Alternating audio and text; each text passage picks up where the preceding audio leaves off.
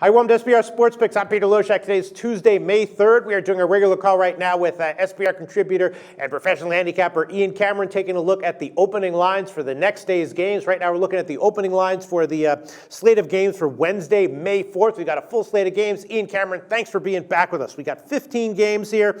I would love to hear your opinion on 9 or 10 of these, but I've narrowed it down to 3 that I really want to get your take on. The first one is Atlanta at the Mets. Now, Atlanta, look, they're just like, they've been in auto fade mode the whole year, and until further notice, I think that they continue to be, they're going to win a game here and there as a big underdog, but generally, they seem like they're overvalued even as a big underdog. And Matz for the Mets, he's been pitching really strong, as I think most of us expected after his first game where he got shelled this year. His last start, he was a little bit off, but he still wound up getting 6 shutout innings against a strong San Francisco lineup. Just feels like even if Matz is off here, even if Chacin's a little bit better than expected, still feels like the Mets are probably the way to go, even at minus 200. Or would you disagree with that, Ian Cameron? Well, it was a big bounce back from Steven Matz last time out for sure for the New York Mets. I like that. Matz for the Mets. Nice ring to it. But Matz was very good last time out against the San Francisco Giants here at Citi Field. 7 hits, shutout baseball, and 6 innings of work. Walks were a little bit of a concern for him in that start, but overall it was much better. And even in his last 3 starts, overall, pretty good numbers from Matz. Really one bad outing this season. That came first start of the year against the Miami Marlins, but since then it's been a big-time bounce back for Steven Matz in his last 3 starts on the mound, a .93 ERA. The Mets are 3-0 in those starts. Again, just 2 runs allowed in his last 19.1 innings of work. So good stuff from Matz. The Braves, not a very potent lineup overall, but particularly against lefties, it's been very tough sledding for this anemic Atlanta lineup. 219 team batting average and 2.64 runs per game. So I definitely have my concerns with the Atlanta Braves being able to hit Steven Matz. Jhoulys Chacin, on the other hand, he might be a guy that offers some under-the-radar betting value, because I've kind of liked what I've seen from Chacin here early going. 4 starts he's made. He's allowed 4 runs or less in all of those starts. In fact, 3 earned runs or less in all 4 of those starts, giving Atlanta a chance to win every single time he's been on the mound. Away from home, he's been okay. 3 starts on the road, a 2.76 ERA, 5 runs allowed in 16.1 innings, 2 walks to 18 strikeouts. But the Mets lineup is a lot better as of late. They've been hitting the ball pretty darn well. When you look at the numbers they've put up during their 9-1 streak in their last 10 games, we've seen them score 4 runs, 5 runs, 6 runs. They had a 13-run outburst in one game against San Francisco. In fact, it was in Steven Matz's last start on the mound. So, the Mets lineup in good form. Might be tough on Chacin, but moving forward, I think Chacin could hold some betting value in this particular matchup. Not going to get involved from a side perspective, but again, Mets in good form, and teams that are on a roll in baseball, usually when they're in a good zone on a good streak, it's tough to go against them. Yeah, all right. And then let's talk about the Angels and Milwaukee. This is an interesting one because as we know from our previous calls with you, you're pretty down in general on the Angels with their lineup. You see them as in general, probably a team that we look to be overvalued, especially when they're a favorite, maybe especially when they're a road favorite, as they are here against Milwaukee. But Santiago's on the mound, and we know that he's maybe a little bit of the opposite of that, a little bit of an undervalued starting pitcher, a little bit under the radar. People do expect him to be, to have a quality season, but maybe not quite as good as he's likely to have. And then on the other side, DAVIES is starting for Milwaukee. He, doesn't look like he's ready to be getting results in any way in the major leagues right now. I also caught out of the side of my eye before I came onto this call that Braun is maybe dealing with some general soreness. Now, I'm going to have to research that a little bit more, but if that's the case, then if he's hobbled, then Milwaukee's lineup takes a big hit. I think we see a bounce back spot here from Santiago after a subpar outing at Texas. You think the Angels might have some value even as a road favorite here at Milwaukee? What do you think?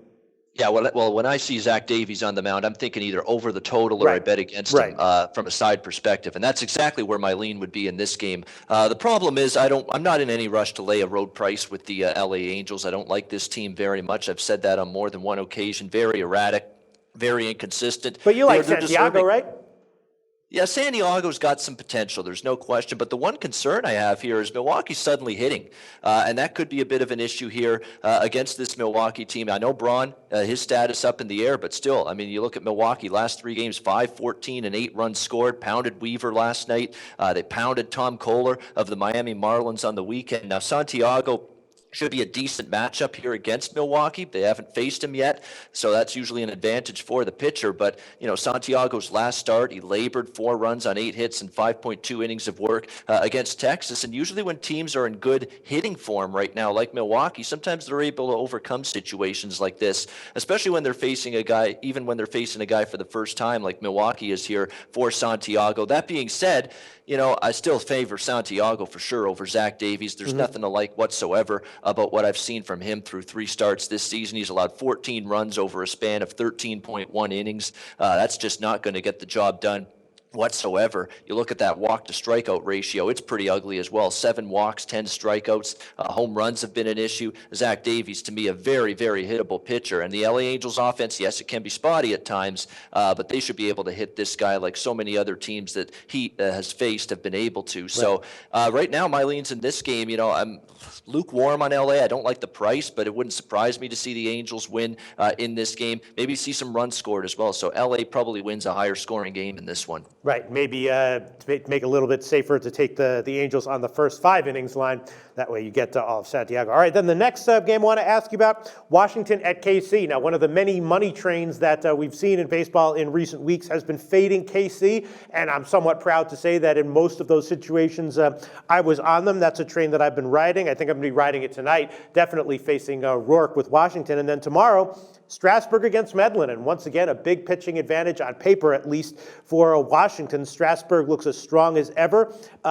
Speed bumps will come for him. Is it likely to come here? You have to assume not. And Medlin's having a lot of issues, right? He's given up a lot of walks. He's getting out of it here and there, but in general, looking like a guy who's very vulnerable start in and start out. Strasburg looking like a guy who's expected to be, who we can expect more often than not to be strong, particularly when he's facing a struggling lineup, as he will be here. And it's not a huge road favorite line right now. It opened between 132 and 135 for Washington market wide. What do you think? Take a shot with Washington and fade KC again? Well, I actually recommended a play on Steven Strasburg and the Washington Nationals last Friday on one of these videos in his last start against St. Louis, and the Nationals had to hang on to win that game, but win it they did, 5-4 over the St. Louis Cardinals, and it was another solid outing from Steven Strasburg. He did give up some hits. The Cardinals had a pretty decent approach against him, but he minimized damage. He got out of trouble a couple of times, only allowed 2 runs despite the 8 hits, and you love the way the peripheral numbers are stacking up for Steven Strasburg. 1 walk to 9 strikeouts in that last start against St. Louis. 3 walks to 29 strikeouts in his last 3 starts, 8 walks to 40 strikeouts overall this season. So he's getting a ton of swings and misses. Yeah, he's given up some hits, but he's done a great job minimizing the damage. He's kept the ball in the park. He's allowed just 1 home run in 36 innings this season. A lot to like about Steven Strasburg, no question about that. Washington in very good form right now, playing great baseball. They swept St. Louis, took the first game of the series against Kansas City last night. A team that's hard to bet against right now. Washington getting good pitching, timely hitting. Jason Worth even is starting to hit for this team. Rendon, we know about Bryce Harper, what he can do, but at least some of the Zimmerman starting to hit. Some of these secondary guys finally lending some plate support for Bryce Harper. It's good to see for this Washington team, and they're going to need that moving forward. Chris Medlin, on the other hand, a guy that, has been back and forth from a starter to a reliever and now back again as a starter. Has been laboring for the most part in his 4 starts this season. Really, it got lit up by Baltimore a couple of starts ago, even last time out against Seattle. 1 run in 5.1 innings, but walks were an issue. In fact, in his 4 starts this season, walks have been a big problem for Medlin. 16 walks, 16 strikeouts. That's not a ratio that induces a lot of confidence, that's for sure. We'll see how he fares here, but again, his 1 previous home start at Kauffman Stadium was that outing against Baltimore, and he got absolutely rocked, 7 runs in 3.2 innings, and was knocked out of that game pretty early. So it's a question of value here for me, Peter. The only way I could play this one is with Washington, but again, you're asking to lay minus 134, minus 135 here. That's not that huge of a favorite line, though, right? Or is it to you? Well, you know what? It's still a Kansas City team that I respect a lot, even in their struggles right now. They are the defending champs. They still have a very good bullpen, good team defense. It's really the offense that's let them down. Yeah. You're worried that they're going to come around. But again, until I see evidence of Kansas City getting out of it, I'm probably not going to be interested at all in betting on them. I'm just saying from a value perspective, Washington, not cheap here, but again, only way I could play this one is still to lay the price with Washington, because Strasburg, to me, really has things figured out. He's healthy again and pitching like it. Right. Okay. Well, those are the three games that I really wanted to specifically make sure we got your opinions on. There's a lot of other interesting situations, though, right? Felix Hernandez, what's up with him? Velocity a little bit down this year. He's making a start at Oakland. Then we got Jose Fernandez making another home start. We know his lifetime record at home. And CC Sabathia, he's making another start. And he's, in general, a guy I'm looking to fade. What else would you like to bring to our attention from Wednesday, May 4th, that might indicate betting value when the games finally go off?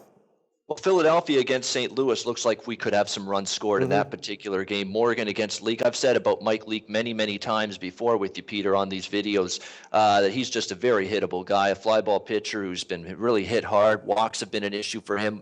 Washington, in his last start, got to him very early in that game and knocked him out quickly.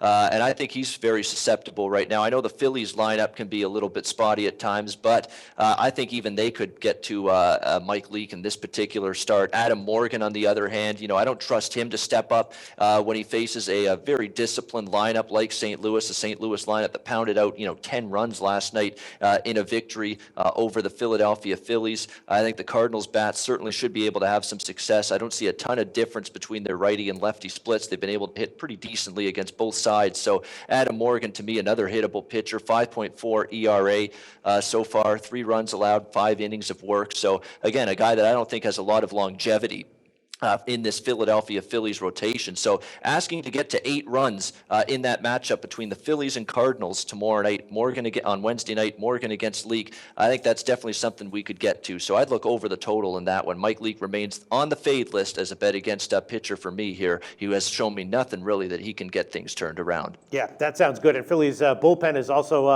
vulnerable to give up extra runs if you need them late at any time. I was on the St. Louis over with when Wainwright made the start. I'm on the second half over tonight, so I think you might have something good there. Once again, Ian Cameron, thanks so much. We'll talk to you again very soon. Thanks, Peter. Enjoy the games and good luck.